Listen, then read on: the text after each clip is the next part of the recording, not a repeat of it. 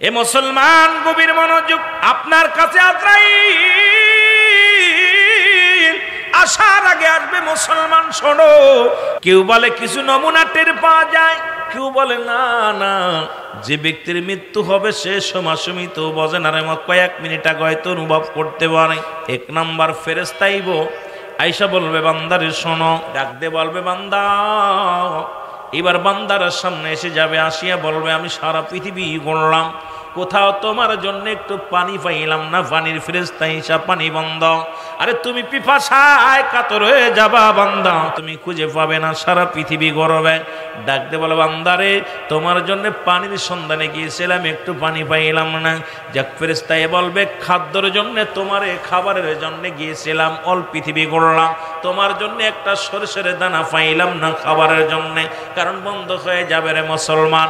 এ মুসলমান গভীর মনোযোগ, চলাচলতের জন্য যে ফেরেশতা থাকবে নিয়োজিত, ফেরেশতা বল বান্দা, ওরে বান্দা আমি সারা পৃথিবী ঘুরে আসলাম, তোমার অঙ্গ প্রত্যঙ্গ আর চলবে না। মুসলমান আমার এরপরে বাতাসটা বাইর হওয়ার আগে বলবে বাতাসটা যিনি প্রবাহিত করেন, ডাকতে বলে বান্দারে সারা পৃথিবী ঘুরিয়া ঘুরিয়া দেখলাম, তোমার জন্য আর নিঃশ্বাস শ্বাস প্রশ্বাস নেওয়া সম্ভব হবে না। মরণের জন্য মুসলমান শোনো, জাহান্নামীরা পাগল হয়ে যাবে, মালাকুল মউত আসবে, হাজির হয়ে যাবে, সামনে আমল নামাটা ধরা হবে গো। আপনি 50 বছর 40 বছর যা করেছেন, আপনার সামনে মালাকুল মউত এসে বলবে বান্দা এখন আমি তোমার সামনে হাজির। এই 40টা বছর 50টা বছর তুমি কাটাইলা জমিনের মধ্যে, তোমার আমল নামাটা একটু দেখে নাও। জাহান্নামীরা ভয়ে উত্তারাশা হয়ে যাবে, পালাইতে যাবে, পাগল হয়ে যাবে, টালুমালু তাকাইবে, চোখ দিয়া দর দর করে পানি ছেড়ে দিবে। আইরে মুসলমান, পালানোর কোনো পথ থাকবে না, বাঁচার কোনো পথ থাকবে না। আমার বাবারা, আমার বন্ধুরা, আমার মালাকুল মউত আসবে, এমনভাবে আপনাকে আক্রমণ করবে। মুসলমান শুনে নাও, এখন ইমানদারের কাছে আসবে, আর বেঈমানদারের কাছে কেমনে আইব? ইমানদারের কাছে সালাম দিবা, আসসালামু আলাইকুম, অমুক সাহেব শোনো, সালাম দিবে মালাকুল মউত, ইমানদারের কাছে সালাম দিবেন, আমি আপনাকে নেওয়ার জন্য আমি রব্বে কারিমের হুকুমে এই জমিনের মধ্যে আগমন করেছি, আপনাকে যেতে হবে। বলে কোন জায়গাতে নিবা? বলে পা দিয়ে তোমার প্রবেশ করব। পা বলবে আজরাইল দাঁড়াও, এই পাটা দিয়ে কোনোদিন আমি গানের মঞ্চে যাই নাই, এই পা দিয়ে কোনোদিন সিনেমার হলে যাই নাই, এই পা দিয়ে আমি কোনোদিন প্রতিমার মঞ্চে যাই নাই, এই পা দিয়ে আমি দুনিয়ার মধ্যে অন্যায় কাজে লিপ্ত হয় নাই। আমার পা দিয়ে হেঁটে মসজিদে গিয়েছি, আমার পা দিয়ে হেঁটে জান্নাতের বাগানে গিয়েছি, আমার পা দিয়ে হেঁটে দুনিয়ার ভালো উত্তম জায়গা গেছি, কোনো অন্যায় কাজে লিপ্ত হয় নাই। আমার পা দিয়ে তোমার ঢুকতে দিতে পারি না। চলে যাবে মুসলমান, হাতের কাছে হাত, বলবে আজরাইল দাঁড়াও, এরে আমার হাত দিয়ে ঢুকতে পারবা না। আমার এই হাত দিয়ে কোনোদিন আমি কোথায় সিনেমার হলে টাকা দিই নাই, আমার এই হাত দিয়ে কোনোদিন জুয়ায় টাকা দিই নাই, আমার এই হাত দিয়ে কোনোদিন অন্যায় কাজ করি নাই, আমার এই হাত দিয়ে দান ধ্যান করেছি, দুনিয়ার ভালো কর্মগুলো করেছি, আমার এই হাত দিয়ে তোমার ঢুকতে দিতে পারি না। চলে যাবে মুসলমান, কোথায় চলে যাবে? মাথার কাছে। মাথা বলবে আজরাইল দাঁড়াও, এই মাথা আমি পৃথিবীর কোথাও নত করি নাই, একমাত্র রব্বে কারিমের দরবারে গো। মাথা নোয়া নোয়া আমি বলেছিলাম সুবহান রাব্বিল আলা।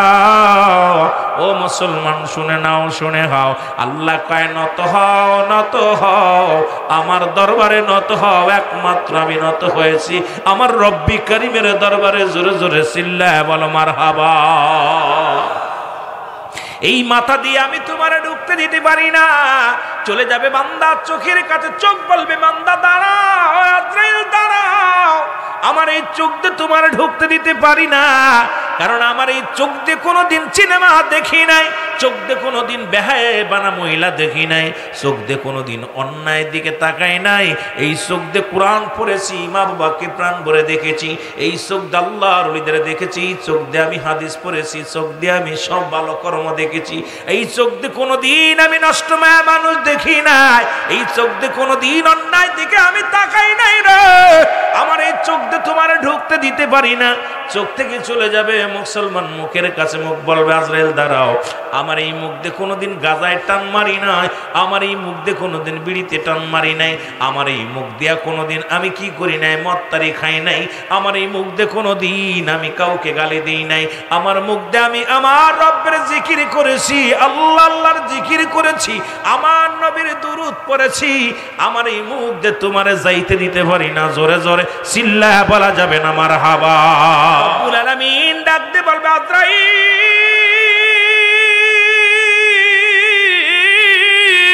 আজরাইল রে, বেলালউদ্দিনের জানটাকে বাইর করেছো, মালাকুল মউত রে, আয় যাও জান্নাতের মধ্যে যাও, শুভ সংবাদ নিয়ে যাও জান্নাতের মধ্যে। আল্লাহ বলে ইদ্দাতুনিল মুমিনিন,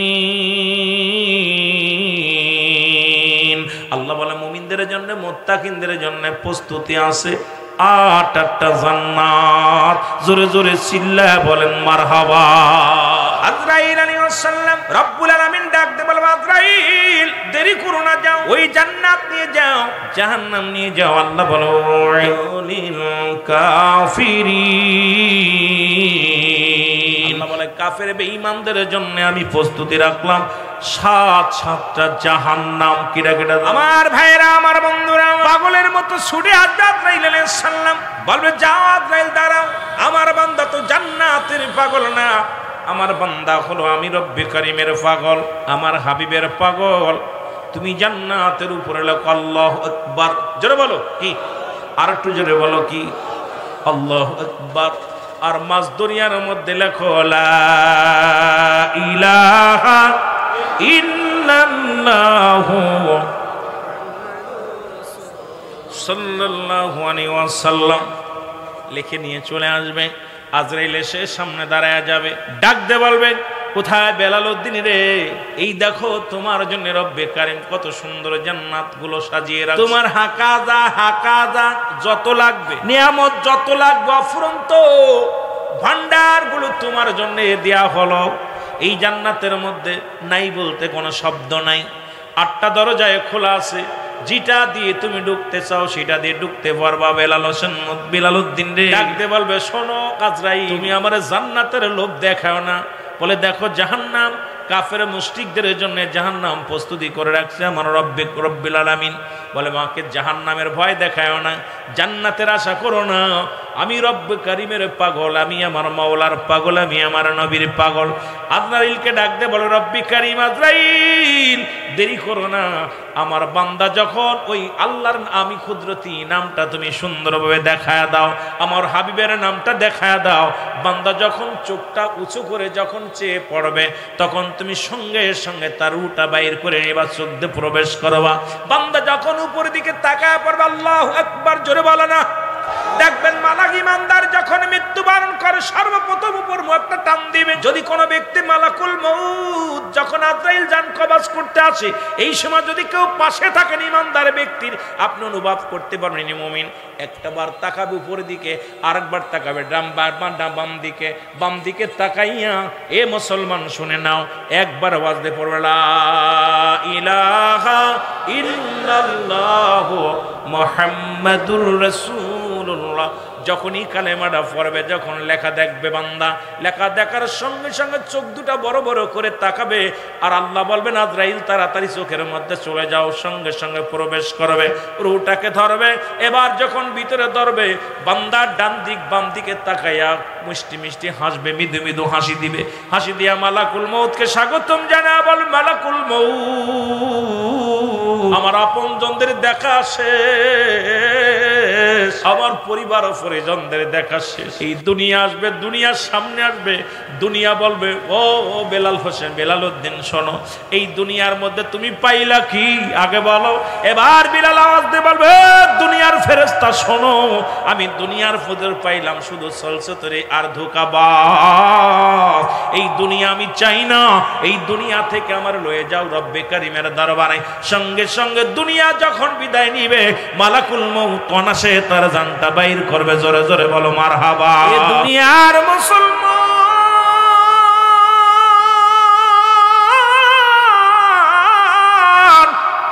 কার জন্য তুমি ঘুষ খাও, কার জন্য সুদ খাও, কার জন্য তুমি ব্যভিচার করো রে মন, কার জন্য দুনিয়ার মধ্যে ব্যবসায় তুমি ঠকাও, কার জন্য দুনিয়ায় তুমি ঠকবাজি করো।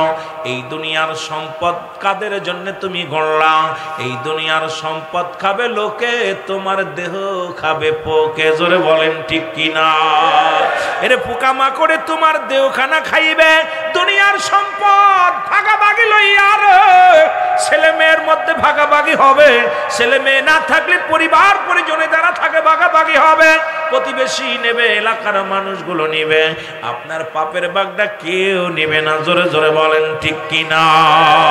এবার যখন তার আজরাইল আলাইহিস সালাম এই দুনিয়ার মধ্যে আগমন করবে না, কারণ ইমানদারের রূহ বাইর করার জন্য ইমানদারের কাছে একমাত্র আজরাইল আসবে। আজরাইল জমিনের মধ্যে কোন জাহান্নামীদের ব্যক্তি, কোন জাহান্নামী কাফের মুশরিকদের জানটা কবাজের জন্য আজরাইল আসবে না। আজরাইল এত বড় দানব, এই জমিনের মধ্যে থাকবে পা, আসমানে থাকবে মাথা মোবারক। এমন ভাবে একটা ঝাঁকুনি মারবে, এমন ভাবে একটা চিৎকার মারবে, আজরাইলের ওই কাফন ঝাঁকুনি শুনিয়া রে, গর্জন শুনিয়া ও মুসলমান শোনো, মালাকুল মউত এমন ভাবে একটা চিৎকার দিবে, এমন ভাবে আপনাকে বিকৃত আওয়াজ দিবে না মুসলমান। সঙ্গে সঙ্গে জানটা বাইর হবে ওই পিছনের রাস্তা দিয়া। ও মুসলমান, না হয় গাল দিয়া, না হয় নাক দিয়া, না হয় জিহ্বা দিয়া। মুসলমান শুনে নাও, শুনে নাও, আজরাইল আসবে ইমানদারের কাছে, বেঈমানদের কাছে নয় রে মুসলমান। এই মালাকুল মউত আসে মৌতের কথা বলতে যাইয়া একটা কথা মনে পড়ে গেল রে মুসলমান, শুনে নাও। হযরত ইদ্রিস আলাইহিস সালাম ওরে জান্নাতের মধ্যে আছে। আবার এক আলেম সাহেব দেখলাম এটাকে ব্যঙ্গ করেছে যে জামান নবীর আগে কোন নবী জান্নাতে যাবে না। আরে বুকারাম আলেম শুনে নাও, এটা হাসরের ময়দানে। আর যত নবী আদম থেকে শুরু করে যত নবী পয়গম্বর দুনিয়ার মধ্যে আগমন করেছে, সবাই জান্নাতি, জান্নাতি নিয়ামত কিয়ামত পর্যন্ত ভোগ করবে। জোরে জোরে চিল্লায়া বলেন মারহাবা।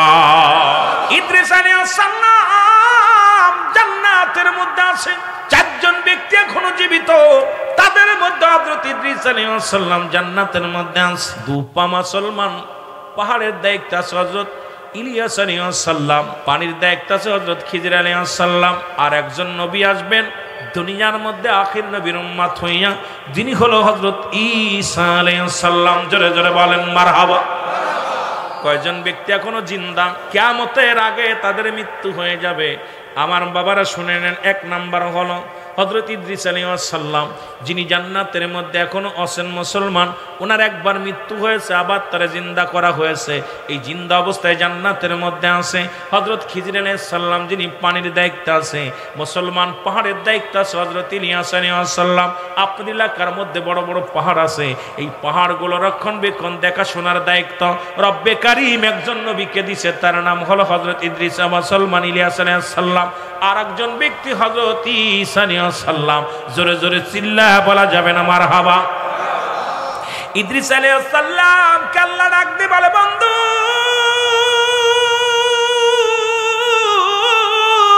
তুমি জান্নাত পেয়ে খুশি নি গো?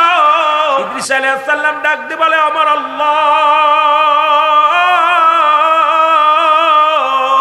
আমি তোমার জান্নাত পেয়ে বড় হ্যাপি গো, তবে তোমার আজরাইল মালাকুল মউত মনে হয় আমার সঙ্গে ভালো ব্যবহার করে নাই। আল্লাহ বলে, আজরাইল রে তাড়াতাড়ি যা, আমার বন্ধু কি বলে।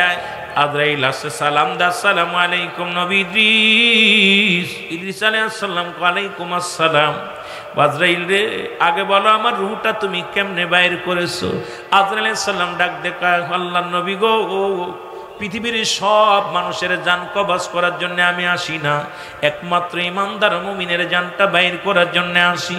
এই পৃথিবীর মধ্যে আপনি জানেন না আমি এত বড় দানব, আসমানের মধ্যে আমার মাথা, জমিনের মধ্যে আমার পা, তামাম পৃথিবীর পানিগুলো যদি আমার মাথায় ঢেলে দেয়া হয় একটু পানি গড়াইয়া পড়বে না জমিনের মধ্যে। আল্লাহর নবী গো, আপনার রূহটা নিশি মায়ের বুকে দুধ খাইতে খাইতে সন্তান যেমনি ঘুমায়া যায় তদ্রূপ আপনার রূহটা আমি বাইর করেছি। আপনার রূহটার অনেক কাছানে নিয়েছি, শুধু মাথার উপরে হাতখানে রেখেছিলাম। এর ইদ্রিস আলাইহিস সালাম ডাকতে বলে, আজরাইল,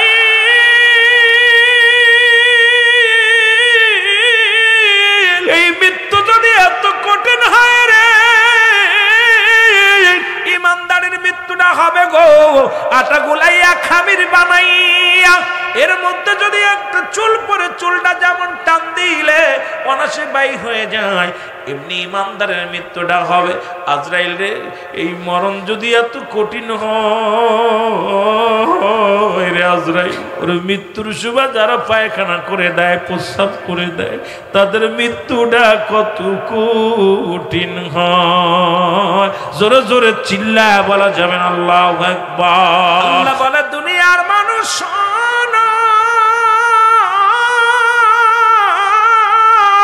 কার জন্য তুমি সম্পদের পাহাড়ে গড়লা, বাড়ি করলা, সংসারে করলা, সুদ খাইলা, ঘুষ খাইলা? রব্বুল আলামিন ডাক দে কয়, দুনিয়ার মানুষ শোনো না, এই পৃথিবীর মধ্যে যা কিছু আছে সব আমি চূর্ণ বিচ্ছিন্ন করে দিব। এই জমিনের মাটিগুলো 3 ভাগ পানি 1 ভাগ মাটি রে মুসলমান, এই 3 ভাগ পানিগুলো আমি আল্লাহ পুড়াইয়া ছাই বানাইয়া দিব। জমিনের মধ্যে যত পানি আছে সব পুড়ে হবে ছাই, জমিনের ভিতরে যত মাটি আছে মাটিগুলো পুড়ে হবে তামা। যেদিন কিচ্ছু বলতে কিচ্ছু থাকবে না, সেদিন থাকবো শুধু আমি আল্লাহ। ও মুসলমান শুনে নাও, আল্লাহ কয় বান্দারে, সেদিন থাকবো আমি আমার নবীর ভালোবাসা নিয়ে। আজকে ঈদে মিলাদুন নবীর মাহফিল, এই জন্য হঠাৎ করে মৃত্যুর দিকে গেলেও নবী লাগবে। কারণ নবী লাগবে কবরে, নবী লাগবে মিজানে, নবী লাগবে ফুলসিরাতে, নবী লাগবে ইয়াউমুল কিয়ামতের ময়দানে। নবী কয় হায়াতে খায়রুল লাকুম, আমার হায়াতের জিন্দেগিটা আমার উম্মতের জন্য কল্যাণ স্বরূপ গো। ও মুসলমান শুনে নাও, আবার নবী কয় ওয়াফাতি খায়রুল লাকুম, আমার ওফাতটা, আমার ইন্তেকালটা আমার উম্মতের জন্য মুসলমান কল্যাণ স্বরূপ। সুতরাং এই পৃথিবীর মধ্যে নবীর প্রেমে সুন্নি ভাইয়েরা পাগল ফারাফার। কেন পাগল হলো সুন্নি ভাইয়েরা? কারণ নবীজি বলছে, দুনিয়ার মধ্যে আগমন করলাম আমার উম্মতের জন্য, এই দুনিয়া থেকে বিদায় নিলাম আমার উম্মতের জন্য। আমার নবী লাগবে কবরে, নবী লাগবে ফুলসিরাতে, নবী লাগবে ইয়াউমুল কিয়ামতের ময়দানে। এই জন্য সুন্নি ভাইদের অন্তরের মধ্যে আছে নবী, হৃদয়ের মধ্যে আছে নবী। ওরে নবী বিনে কোনো বান্ধব নাই, দরদি নাই। জোরে জোরে বলেন ঠিক কিনা? এ মুসলমান দিলের কান্ডা লাগা শোনো। আর এই ব্যক্তির যখন বেলাল হোসেন দুনিয়া থেকে বিদায় হয়ে গেছে, যদিও আজকে সভাপতির নামটা নিয়ে বলি, শুধু বোঝানোর জন্য বলে যায়, রুহুল আমিন সাহেব বিদায় হয়ে গেছে, মসজিদের মাইকেল হাম পড়ে গেল। আমার বন্ধুগণ গভীর মনোযোগ, যখন মৃত্যুর পরে এ আমার ভাইয়েরা এত যন্ত্রণা, যখন মালাকুল মউত ইন্তেকালের পরে যখন আপনার বডিখানা গোসল করানোর জন্য নিয়ে যাবে, ডাকতে বলবে আমার ছেলেরা রে, আমার মেয়েরা রে, এইমাত্র আমার রুহটা বাইর হয়েছে, আমার গায়ে বড় যন্ত্রণা, একটু আস্তে ধর। পৃথিবীর কোনো মানুষ এইটা শুনবে না, পৃথিবীর ভাই বুঝবে না, বন্ধু বুঝবে না, ইমাম সাহেব বুঝবে না, সবাই তাকে গোসল করাবে, সবাই তাকে কাফন দাফনের জন্য ব্যস্ত হয়ে যাবে। এই জন্য আমার একটা কথা বারবার মনে পড়ে যায়,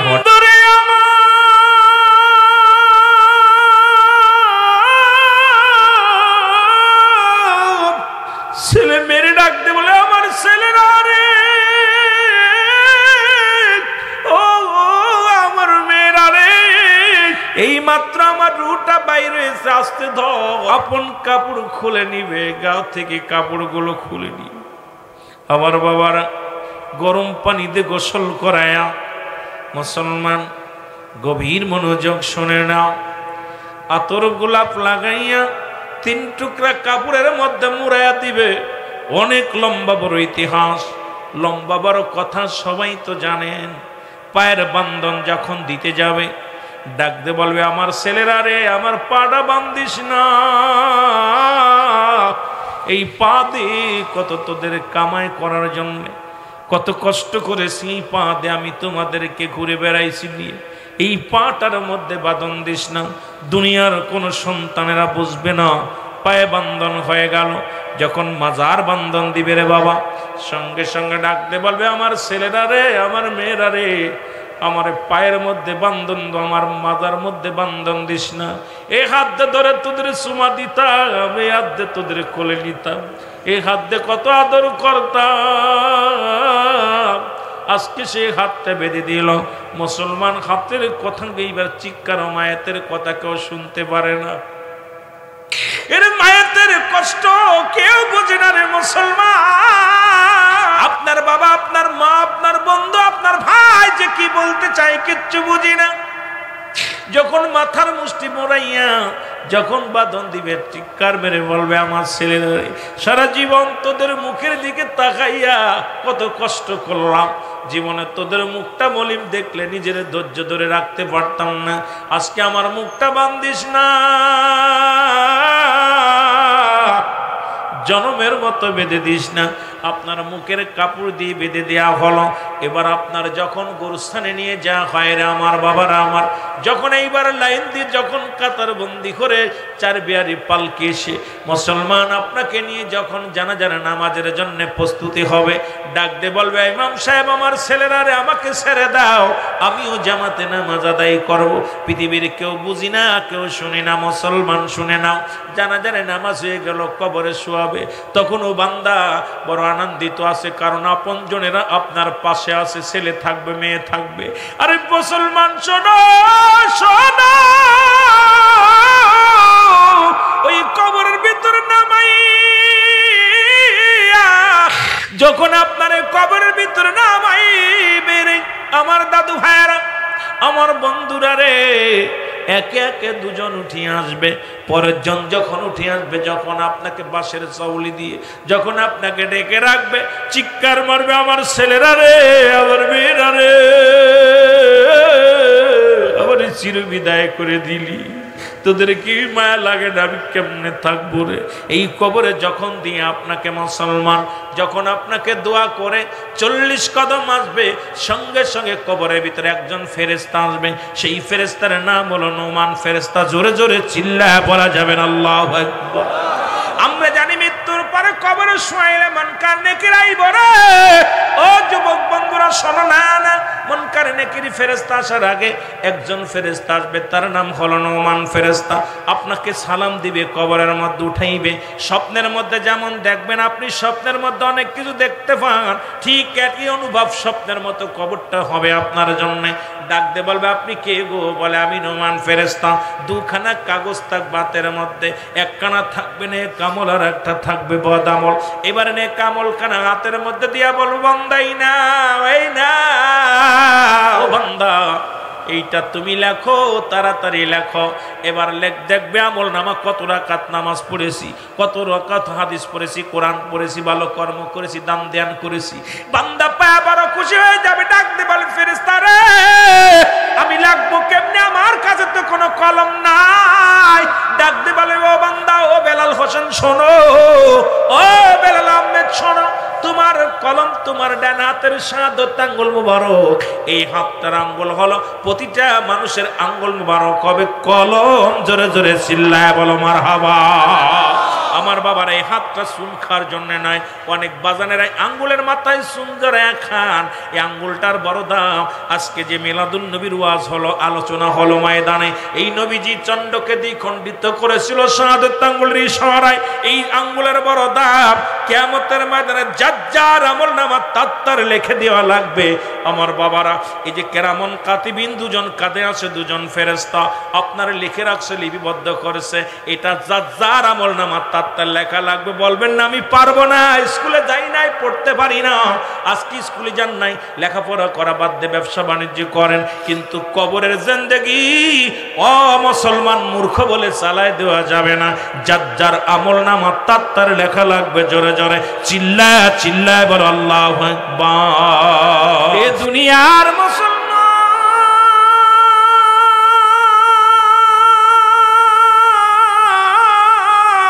তোমার ডানাতের শাহাদাত আঙ্গুল মোবারক হবে কলম গো। এবার বান্দা বলবে আমি কলম পাইলাম, কলমে কালি নাই। বলে বান্দা কালি তোমার মুখের থুতু মুবারক। জোরে বল আল্লাহ। পায়ে ধরে বলে যায় আজ থেকে আর গাজায় টান দিস না, আজ থেকে আর মদে টান দিস না, আজ থেকে মুখ দিয়ে গালি দিস না, মুখটারে পবিত্র রাখ। এই মুখের দিয়া আল্লাহ রব্বুল আলামিন তোমার মায়ের গর্ভে 10 মাস 10 দিন রাখছে, একদিন নাফাক পানি খাওয়াই নাই। এই মুখদার কোরআন পড়বা, নবীর দুরূদ পড়বা। এত সুন্দর আল্লাহ পাক দুনিয়া সৃষ্টি করেছে। আর মুসলমান শুনে নাও, আল্লাহ কয় বান্দারে আমি জমিন যেমনি সৃষ্টি বানাইলাম এমনি তোরে বানাই নাই, আসমান যেমনি বানাইলাম এমনি তোরে বানাই নাই, আমার নিকটত্ব ফেরেশতাদের যেমনি বানাইলাম এমনি তোরে বানাই নাই, এই কুল কায়নাত যেমনি বানাইলাম এমনি তোরে বানাই নাই। আমি বানাইলাম আমার বান্দারে আমার কুদরতি রহমতের হাত দিয়া, কারণ এই মুখটারে আমার আল্লাহ তাআলা পবিত্র হাত দিয়ে বানাইছে রে মুসলমান। এই মুখের মধ্যে আজ থেকে আর বিড়িতে টান দিস না। তোদের পায়ে ধরে বলে যায় ও যুবক, ও যুবক, তোদের পায়ের মধ্যে হাত রেখে বলে যায়, একবারের জন্য বলে যায় আজ থেকে আর বিড়ি সিগারেট গাঁজার মধ্যে টান দিস না। এই মুখটারে পবিত্র রাখ। হিন্দুরা মরে গেলে 7 গুলি দিয়ে আগুন দেয় মুখের মধ্যে, আর মুসলমান কেমনে মুসলমান দিনের মধ্যে কতবার মুখের মধ্যে আগুন দাও, কারণ এই মুখটারে তুমি পবিত্র রাখো। মুখটা তো রব্বে কারিম নিজ কুদরতি হাত দিয়ে বানাইল। এই মুখটারে পবিত্র রাখার দরকার আছে কিনা? এর মুসলমান হয়তো কষ্ট পাবে আমার বাজানেরা, তবু আজকে বলে যায় রে এই মুখের থুতু মুবারক হলো গো আপনার জন্য কালি। ও মুসলমান শোনো, এবারে ডাক দে বল বান্দা, ডাক দে বল ফেরেশতারা নে, আমি কালি পাইলাম, কলম পাইলাম, লিখবো কেমনে করে রে মুসলমান? 3 টুকরা কাফনের কাপড় দেওয়া হয়, 5 টুকরা কাপড়ের কাপড় দেওয়া হয়। 1 টুকরা কাপড়ের কাপড় টান দিয়ে খুলে নেবে। এই কাপড়ের কাপড়ের মধ্যে বান্দা বলবে নাও তুমি কাগজ। এবার কাগজের মধ্যে লেখা হবে কম্পিউটারের মতো, সেকেন্ডের মধ্যে লেখা শেষ হয়ে যাবে রে মুসলমান। এবারে ডাক দিলে এই খা হাত থেকে ছিনিয়ে নিবে রে, ডাক দিয়ে টান দিলে এবার একখানা কাগজ দিব, বান্দা লেখো। এবার দেখবে 80 বছর 50 বছরের জিন্দেগি, কোথায় জিনা করেছিল, কোথায় কোন মেয়েকে নিয়ে রসুডে গেছিলাম, কোথায় কোন কোন গার্লফ্রেন্ড নিয়ে পাহাড়ে ঘুরতে গিয়েছিলাম, কোথায় কোন বন্ধুরে ফাঁকি দিছ, কোথায় মদের আড়তে বইছ, কোথায় জুয়ার আড়তে বইছ, কোথায় কি করেছ, সব কিছু বান্দা তোমার সামনে হাজির হয়ে যাবে। এবারে ডাক দে বলবে বান্দা লেখো, তাড়াতাড়ি লেখো। ফেরেশতা বলবে লেখো, বান্দা বলবে ও ফেরেশতা আবার দিয়ে লেখায় না রে, কারণ এগুলো দুনিয়ার মানুষ দেখবো। এটা আমার লেখা রে মুসলমান।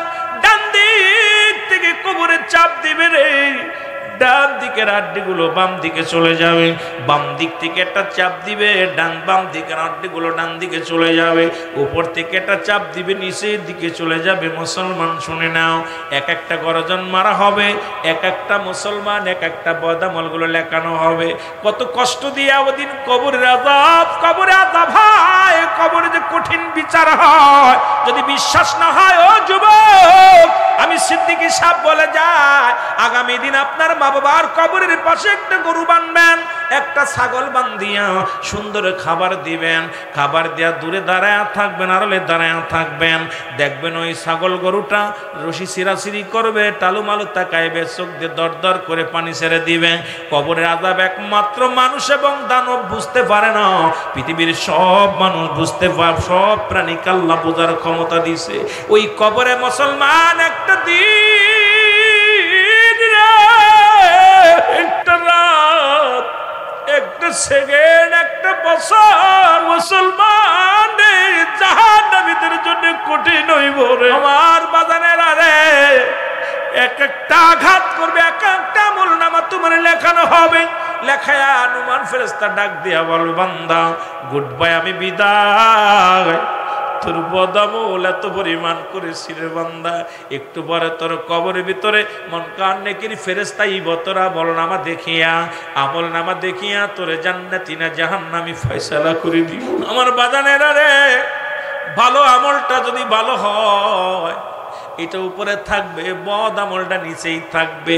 এরপরে নোমান ফেরেশতা বিদায়ের পরপরই মুসলমান মুনকার নেকির কবরে আইব, কবরে আপনার আমল নামাটা দেখব, দেখিয়া বান্দারে জান্নাতি মানুষ হইলে জান্নাতের একটা দরজা খুলে দিবে, কিয়ামত পর্যন্ত জান্নাত মুসলমান ওই কবরে তার জীবন যাপন করবে।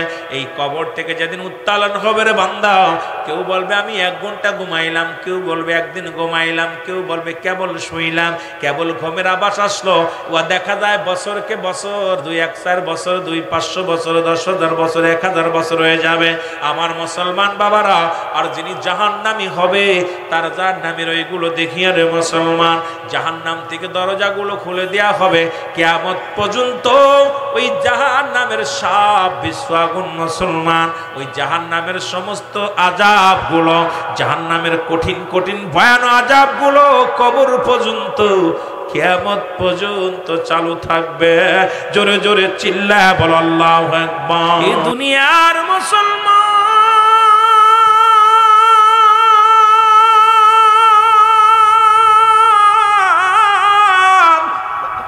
আমি যে কথা বলতেছিলাম, কবর বলতে বোঝায় মানুষের মৃত্যুর পর থেকে শুরু করে কিয়ামত পর্যন্ত জগৎটাকে বলা হয় কবরের জগৎ। এখন অনেকে মনে করেন, হিন্দুরা মনে করে ওরে মুসলমান পুরায়া দিলে আর বিচার হইব না, কেউ মনে করে পানিতে ডুবে মারা গেলে বিচার হইতো না, কেউ মনে করে হাঙ্গর কুমিরে খাইলে বিচার হইতো না। কবর বলতে বোঝায় মৃত্যুর পর থেকে শুরু করে কিয়ামত পর্যন্ত জগৎটাকে বলা হয় কবরের জগৎ। একবার তুমি চিন্তা করে দেখো, একটা রাত কেমনে তুমি ওর ভিতরে থাকবা, একটা সেকেন্ড তুমি কেমনে থাকবা, যেখানে অন্ধকার, যেখানে কোনো বাতি নাই, যেখানে কোনো বন্ধু নাই, যেখানে কোনো আদরের ছেলে মেয়ে নাই রে মুসলমান, কেমনে তুমি থাকবে একটা দিনের কথা চিন্তা করো। এই সাদা কাপড়ে মুড়াইয়া একবার তোমার রাইখা কাটবে এমন একটা জায়গা, যে দেশে গেলে বিচার হয়, যে দেশে গেলে হিসাব হয়। এই দেশে মুসলমান দ্বিতীয় নাম্বার হলো বিপদ, এর 1 নাম্বার বিপদ হলো মানুষের মরণ, এই 2 নাম্বার বিপদ হলো কবর।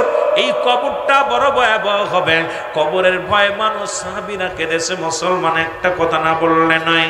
শেরে খোদা হযরত আলী রাদিয়াল্লাহু তাআলা আনহু মুসলমান একদিন রাস্তা দিয়ে যায়, এক বালকের সঙ্গে ধাক্কা লেগে গেছে রে মুসলমান। শুনে নাও, বালকের হাতে 1 বোতল তেল ছিল, তেলটা জমিনের মধ্যে পড়ে গেছে। বালক ডাকতে বলে, মুসলমান বীর শোনো, আর তুমি আমার তেলটা উঠায়া দাও। বালককে ডাক দে হযরত আলী রাদিয়াল্লাহু তাআলা বলে, বালক রে তুমি আমারে চেনো? তুমি কি আমারে চেনো? বলে, তুমি কে? তোমার চেনার সময় নাই, কারণ তুমি কি জানো আমারে তুমি চেনো? আমি একজন আমার মা পাগল সন্তান, এই পৃথিবীর মধ্যে আমি আমার মায়ের একমাত্র পাগল সন্তান গো। আমার মা জননী আমাকে তেল নিয়ে যেতে বলেছে, তেলটা জমিনের মধ্যে পড়ে গেছে, তেলটা তুমি উঠায়া দাও, না হয় তোমার মতো বীর দেখার সময় নাই। জোরে জোরে চিল্লা বলা যাবে না আমার হাওয়া। শেরে খোদা হযরত আলী ডাকতে বলে, ভালো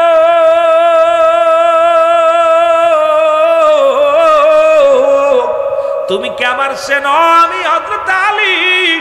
শেরে খোদা হযরত আলী রাদিয়াল্লাহু তাআলা আমার নাম শুনলে এলাকার মানুষ ভয় পায়, আমার নাম শুনে মানুষ কাফেররা থরথর করে কাঁপে। তুমি আমার সঙ্গে তর্ক করো, তুমি আমার সঙ্গে মুখে মুখে কথা কও। বালক বলে হুজুর বেয়াদবি মাফ করবেন, এই পৃথিবীর মধ্যে আমার মায়ের চাইতে আর আমি কাউরে ভয় পাই না। আমার জনম দুঃখিনী মা, আমার মা, এই মায়ের তেলটা নিয়ে যেতে হবে, আমার মার আমানতিটা নিয়ে যেতে হবে। আলী রে তুমি যত বড় পালোয়ান হও না কেন, যতক্ষণ পর্যন্ত আমার তেলটা না দিবা তোমারে ছাড়বো না। সেরকম হযরত আলী এই মাটির থেকে মাটিগুলো টানতে উঠায় একটা চাকমার মুসলমান টিভি মারছে, সঙ্গে সঙ্গে সমস্ত তেলগুলো ছেড়ে দিছে। বালক খুশি হইয়া ডাক দে বলে আলী স্যালুট তোমাকে, আমার মায়ের তেলটা ফেরত দিছো গো, তোমার এই স্যালুট। ও আলী তুমি যাও। এবার আলী রওনা দিছে, পিছন থেকে মুসলমান মাটি ডাক দে বলে আলী দাঁড়াও। ও যুবক বন্ধুরা শুনে নাও, হযরত আলী রাদিয়াল্লাহু তাআলা পিছন দিকে তাকায় দেখে কোনো মানুষ নাই। দ্বিতীয়বার ডাক দিছে আলী দাঁড়াও, তৃতীয়বার ডাক দিছে আলী দাঁড়াও। এবার মাটি থেকে আওয়াজ, তিনবার আওয়াজ আসছে। সেরে খোদা হযরত আলী ডাক দে কয় কে রে তুই এত বড় বীর, আমি আলীর নামটা লও একটু দেখানি তুমি কত বড় বীর। বলে ও আলী শুনে নাও আমি বীর নয়, তবে আমি এমন একজন বীর, শুনে নাও যার কাছে তোমার আসতে হবে আমি সেই মাটি, আমার ভিতরে তোমার আশা লাগবে রে আলী। ও আলী শুনে রাখো, আজকে তুমি আমারে যে কষ্ট দিছো, আমার হাড্ডি ভাঙছো, এমন একটা দিন আসবে আমার ভিতরে যখন তুমি যাবা আমিও তোমার হাড্ডি ভেঙে দিব। জোরে জোরে চিল্লা বলো আল্লাহু আকবার। সেরে খোদা হযরত আলী কান্না শুরু করে দিলেন। ও মুসলমান শুনে নাও গো, নবীজি তো 10 জন সাহাবীর জান্নাতি ঘোষণা করেছে দুনিয়া থেকে, তার মধ্যে 4 নম্বরে হযরত আলী রাদিয়াল্লাহু তাআলা। জোরে বলেন ঠিক কিনা? কিন্তু হযরত আলী প্রতিদিন কান্দে, চোখের পানিগুলো ফেলে ফেলে কান্দে। নবীজি আলী রে তুমি কেন কাঁদো? কোন সাহাবীর জানাজায় যখন যাইতো দাফন করার পর আলীর কান্না বন্ধ হতো না। নবী একদিন জিগায় আলী রে তুমি এত কাঁদছো কেন? সব সাহাবী তো দোয়া করে, তুমি দেখি কবরে নামানোর সময় হাওমা করে কান্দো। আরে তুমি কি? অন্য সাহাবীরা বলি ইয়া রাসূলুল্লাহ ইয়া হাবিবাল্লাহ, আলী কবর দেখলেই কান্দে। আলী কেন জানো? কবরে মায়াত গেরে নামাইলেই কান্দে। আমার নবী জিগায় আলী রে তুমি কান্দো কেন? বলে ইয়া রাসূলুল্লাহ ইয়া হাবিবাল্লাহ, আমি কান্দি কেন? দীর্ঘ 1 বছর পার হয়ে গেল, আমি আলী তো শুনতে পারি না আমার কি কবর থেকে আমি রিহাই পাবো, মাটি থেকে কি আমি রিহাই পাবো, এখনো পর্যন্ত আমি জানতে পারি নাই।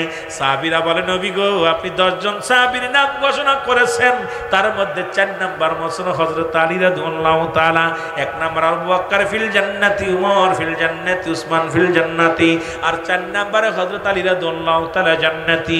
এই রকম 10 জন সাহাবী আমার নবী ডাকতে বলে আলী রে তোমার কান্নার রহস্য আমাকে বলো।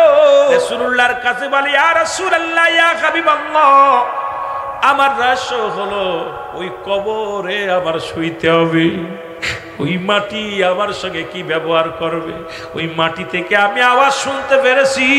বলছে আলী রে তুমি আমার হাড্ডি মাংস একদিন আমার ভিতরে আসবা, সেদিন আমি তোমারে দেখে নিব। আমার নবী যেদিন মুসলমান ঈদুল ফিতরের নামাজ আদায় করে দোয়া করলেন, সব সাহাবীরা দৌড়ান, সব সাহাবীরা কোলাকুলি করে, মুসলমান এক ভাই আর এক ভাইয়ের দুঃখে সুখের জন্য শোনাশুনি করে। কিন্তু হযরত আলী নামাজ শেষ করে দৌড়ায় বাড়ি গেলেন। রাসূলুল্লাহ নামাজ শেষ করার পর এবার হযরত আলীর সন্ধান খুঁজতে লাগলেন, আলীরে পাইলেন না। যা দেখে ঘরের মধ্যে দরজা লাগাইয়া উপায়ে কান্দে।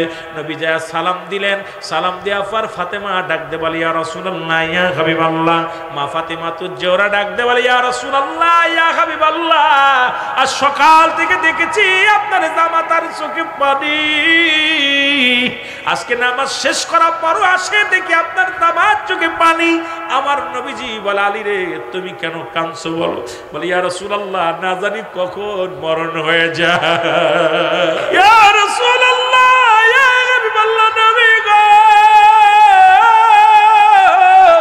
না জানি কখন মালাকুল মউত এসে যায় রে।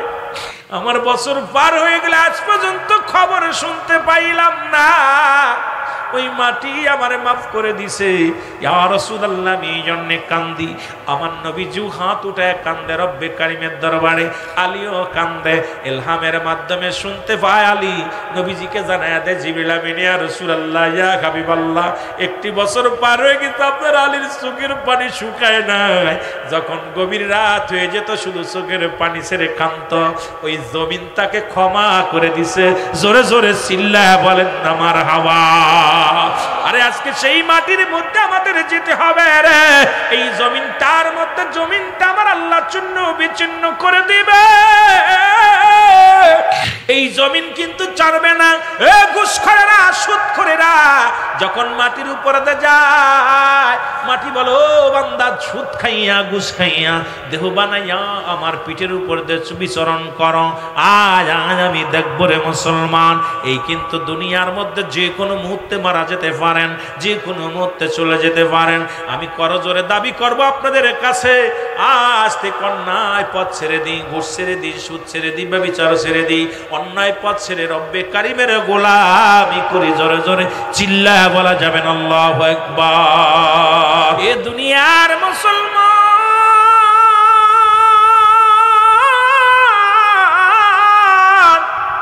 3 নম্বর বিপদ হলো কিয়ামতের ময়দান। এই 3টা বিষয়ের পরে যদিও 2টা বিষয় দিচ্ছে, একটা মৃত্যু যন্ত্রণা, কবরে আযাব। কবরে আযাব হয়, এর মধ্যে কোনো সন্দেহ নাই। ঈসা আলাইহিস সালাম কবরের পাশ দিয়ে যাইতেছিলেন। কত লম্বা মুসলমান, অনেক নবীজির কথা আছে মুসলমান, শুনে নাও। এরা যাইতেছে, হঠাৎ দেখে কবরের মধ্যে মুসলমান, কবরের মধ্যে আযাব হতেছে। ডাক দিয়ে উঠাইলেন, উঠায় বলে, কত বছর মৃত্যুবরণ করেছো? বলে, আমি 50 বছর বা 500 বছর কবরে শুয়ে আছি, আজ পর্যন্ত মৃত্যু যন্ত্রণা যায় নাই। সুতরাং এইরকম অসংখ্য নবীরা মুসলমান মৃত্যু থেকে জিন্দা করিয়া তাদের থেকে শুনছে এই কবরটা বড় ভয়াবহ মুসলমান। এই মরণের পরেই তো কবর, কবরের পরই তো হাসরের ময়দান। 3 নম্বর বিপদ হলো কিয়ামতের ময়দান। এই কিয়ামত, এখন অনেকেই বলতেছে কিয়ামত আমাদের সন্নিহিত, একদম নিকটতম কাছে। তবে মুসলমান শোনো, আমার নবীজি বলে গেছেন, আমিও বুঝতেছি কিয়ামতটি নিকটে হাজির হয়ে গেছে। 70টার বেশি আলামত হবে কিয়ামতের আগে। তার মধ্যে আমাদের মধ্যে অলরেডি মুসলমান অধিকাংশ আলামত হয়ে গেছে। কয়েকটা বাদ আছে, হযরত ঈসা আলাইহিস সালামের আগমন, খানে দাজ্জালের আগমন, ইমাম মেহেদী আলাইহিস সালামের আগমন। মুসলমান শুনে নাও, শুনে নাও, 3টা মুসলমান, 3টা ভূমিকম্প। একটা হবে পূর্বাঞ্চলে, একটা হবে মধ্যপ্রাচ্যে, একটা হবে পশ্চিমাঞ্চলে। 3টা ভূমিকম্প হবে। মুসলমান বাবারা আমার, এই দুনিয়ার মধ্যে কিছু কথা আপনারা জেনে যান, কাজে লাগবে। কারণ ইমাম মেহেদী আলাইহিস সালাম আমাদের মধ্যে কিছুদিন আগে এক পাগল শুনেছি, ইমাম মেহেদী দাবি করেছিল বাংলাদেশে কোনো ইমাম মেহেদী আইব না, ইমাম মেহেদী আলাইহিস সালাম আইব না। যদি কোনো ব্যক্তি ইমাম মেহেদী বলে দাবি করে, এর জুতাতে যত পিটাবেন ততই নেকি হবে। জোরে বলো আল্লাহু আকবার। ইমাম মেহেদী আলাইহিস সালাম বাংলাদেশে আইব না। ও যুবক, একটু কথা বলে এরপরে যাবো যদি সময় পায়। আব্বা আমার কথাগুলো শুধু বোঝানোর জন্য আপনাদেরকে বলে যায়। রাসূল বলছি ইমাম মেহেদীর পরিচয় দিতে যাইয়া, রাসূল বলছি ইমাম মেহেদী আলাইহিস সালামের বংশ থাকবে বদুয়া গোত্র। মুসলমান বংশ থাকবে কার? গোত্র থাকবে বদুয়া গোত্র। বংশ থাকবে মা ফাতেমার বংশ, নাম হবে মুহাম্মদ। মুসলমান শুনে নাও, আব্বার নাম থাকবে আব্দুল্লাহ, মার নাম থাকবে আমেনা। মুসলমান শুনে নাও, ইমাম মেহেদী আলাইহিস সালাম আসবে কখন? 40 বছর যখন বয়স হবে তখন প্রকাশ পাবে। তবে মক্কা মদিনার বুর এত বড় মান পাপ হবে। এই পাপ তো বাংলাদেশে শুরু হয়েছে। বহু মুসলমান তিরমিজি শরীফের হাদিস খানা দেখো না মুসলমান, 3952 নম্বর হাদিসের মধ্যে আমার রাসূল বলে গেছে, আমি অচিরেই দেখতেছি আমার উম্মতের মধ্যে একদল মানুষ বাইর হবে মুসলমান, তারা মূর্তি পূজারী হবে এবং অন্যকে উৎসাহিত করবে। এবছর আমরা 2025 সালে দেখতে পাইলাম আমার দেশে অনেক দাড়িওয়ালা, টুপিওয়ালা গীতা পাঠ করেছে, নিজেরা উৎসাহিত করেছে। আমার দেশে এখন বর্তমানে একদল পীর সাহেব তারা মূর্তি পূজারীর মূর্তিদের দায়িত্ব নিছে, পাহারা দেওয়ার দায়িত্ব নিছে। এখন বলতে পারেন হুজুর এটা তো কোরআনের মধ্যে আছে। হ্যাঁ আছে, কোরআনের মধ্যে সূরা তাওবার মধ্যে 6 নম্বর আয়াত আল্লাহ বলে, হাবিব আপনি আয়াতগুলো দেখবেন, ভালো করে পড়ে নেবেন, তারপরে যাচাই করবেন। আল্লাহ বলে, হাবিব আপনার কদমের মধ্যে যদি কোনো মুসলিম আসে, যদি আপনার কাছে সাহায্য চায় সাহায্য দিবেন, যদি নিরাপত্তা চায় নিরাপত্তা দিবেন, যদি আপনার কাছে নিরাপদ স্থানে পৌঁছায় দিতে বলে আপনি পৌঁছায় দিবেন। অথচ আজকে হিন্দু ভাইয়ের স্ট্যাটাস দিচ্ছে আমরা আপনাদের কাছে সাহায্য চাই নাই, আপনাদের মসজিদ রক্ষা করতে পারেন না, আমাদের মন্দির কেমনে রক্ষা করবেন? এর চাইতে আর অপমানিত থাকতে পারে না। ও মুসলমান শুনে নাও, শুনে নাও, এই তো গেল মুসলমান। এমন একটা জামান আসবে, রাসূল বলে গেছেন, মানুষ মানুষকে হত্যা করবে। এই হত্যা করার পর যে ব্যক্তি মারবে সে নিজেও জানে না কেন ওনারে মারছি, আর যে ব্যক্তি মার খাচ্ছে সেও জানে না কেন আমারে মারছে। সুতরাং ঠিক একই একটা জামানা বাংলাদেশের জমিনে, বাংলাদেশ নয় অল বহির্বিশ্বে শুরু হয়ে গেছে। জোরে বলেন ঠিক কিনা? আজকে আমি আপনাকে মারছি কি আমি নিজেও জানি না কেন মারছি, আপনি মার খাচ্ছেন আপনি নিজেও জানেন না কেন মারতেছে। ঠিক সেই জামানা এখন জোরদার মুল্লুকতার সমাজ পরিবর্তন করতে যাইয়া আল্লাহর ওলিরা যুগে যুগে কত কষ্ট করেছে। সেই ওলি আল্লাহদের মাজারের সঙ্গে যারা বেয়াদবি করা শুরু করেছে, লানত শুরু হয়ে গেছে। জোরে বলেন ঠিক কিনা? আল্লাহর ওলিদের সঙ্গে দুশমনি করলে, বুখারীর হাদিস, আল্লাহ নবী বলেছেন, আল্লাহ ঘোষণা করেছেন যদি কোনো ওলিদের সঙ্গে কোনো ব্যক্তি বিরোধিতা করে, যদি দুশমনি করে, রব্বুল আলামিন তার বিরুদ্ধে জিহাদ ঘোষণা করে। আজ অলরেডি শুরু হয়ে গেছে বাংলাদেশের মধ্যে। জোরে বলেন ঠিক কিনা?